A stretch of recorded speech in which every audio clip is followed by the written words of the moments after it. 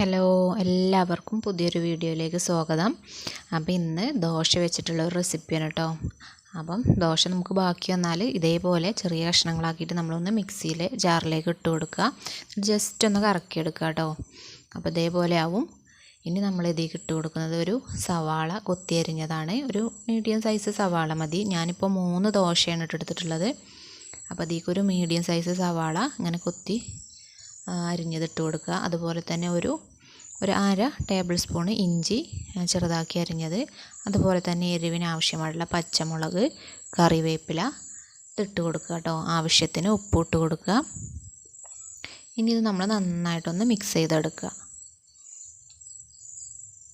അപ്പോൾ ഇതിൽ ലേശം വെള്ളം ഒഴിച്ചു കൊടുത്തിട്ടാണ് ഞാൻ മിക്സ് ചെയ്യുന്നത്.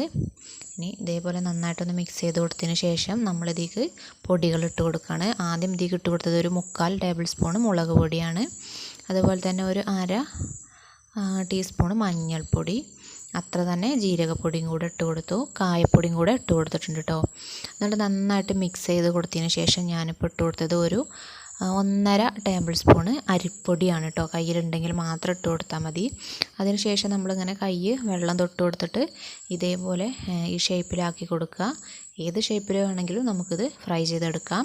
ഞാനിപ്പോൾ ഒരു ഉഴുന്നുവടൻ്റെ ഷേപ്പിലാണ് കേട്ടോ.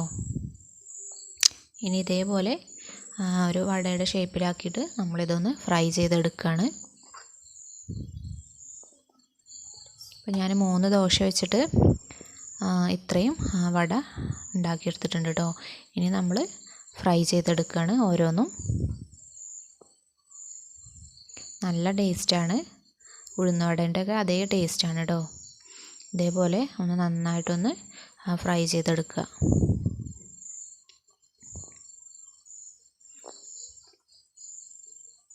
ഇതിലേക്ക് നമ്മൾ ചട്നിയൊക്കെ കൂട്ടി കഴിച്ചാൽ നല്ല ടേസ്റ്റാണ്. അപ്പോൾ എല്ലാവരും ഒന്ന് ട്രൈ ചെയ്ത് നോക്കണം.